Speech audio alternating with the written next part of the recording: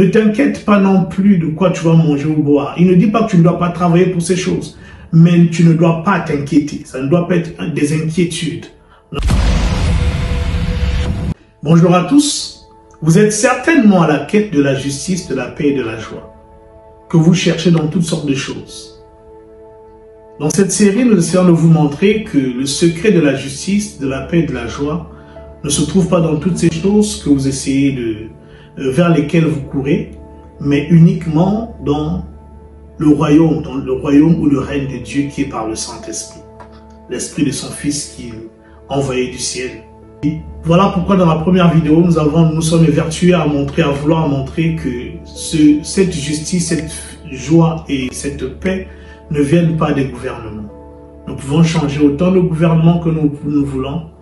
Ils ne sont pas en mesure de nous apporter ces choses. Dans une certaine mesure, oui, un peu de sécurité, un peu de joie, un peu de justice. Mais l'homme étant imparfait, il y aura toujours des moments où ces choses-là ne seront pas parfaites. Christ est celui qui nous donne une joie parfaite. Il est celui qui nous donne une paix parfaite. Il est celui qui nous assure une justice parfaite. Mais pas les gouvernements.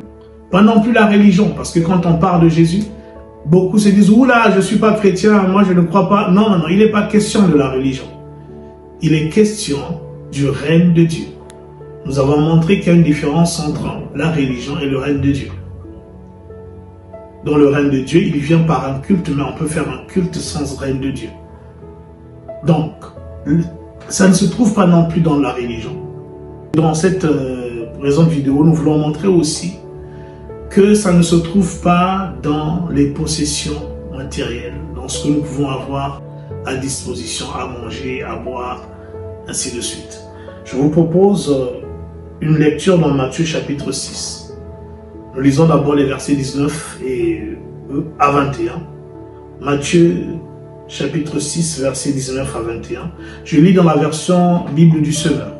Ne vous amassez pas des richesses sur la terre où elles sont à la merci de la rouille, des mythes qui rongent, ou des cambrioleurs qui percent les murs pour voler. Amassez-vous plutôt des trésors dans le ciel, où il n'y a ni rouille, ni mythes qui rongent, ni cambrioleurs qui percent les murs pour voler. Car là où est ton trésor, là sera aussi ton cœur. Je saute au verset 25, il dit, « C'est pourquoi je vous dis, ne vous inquiétez pas en vous demandant, qu'allons-nous manger ou boire? Avec quoi allons-nous nous habiller? La vie ne vaut-elle pas bien plus que la nourriture? Et le corps ne vaut-il pas bien plus que les vêtements? » Versets 32 et 33. Toutes ces choses, les païens s'en préoccupent sans cesse. Mais votre Père qui est aux cieux sait que vous en avez besoin. Faites donc du royaume de Dieu et de ce qui est juste à ses yeux votre préoccupation première. Et toutes ces choses vous seront données en plus. Ne vous inquiétez pas pour le lendemain. Le lendemain se souciera de lui-même. À chaque jour suffit sa peine. Qu'est-ce que le Seigneur nous enseigne dans ce texte? Au tout début, il nous demande de ne pas nous amasser des richesses sur la terre. Est-ce à dire que tu ne peux pas être riche, tu ne peux pas posséder des biens, acheter des maisons, travailler, avoir beaucoup d'argent? Ce n'est pas de ça qu'il est question. Il parle de ton attachement à ces choses. Veille à ce que, même en amassant toutes ces choses, que ça ne soit pas ta sécurité. Pourquoi?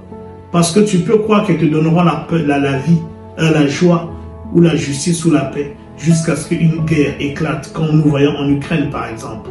Et là, tu te rendras compte que la paix qu'elle te donnait était bien éphémère.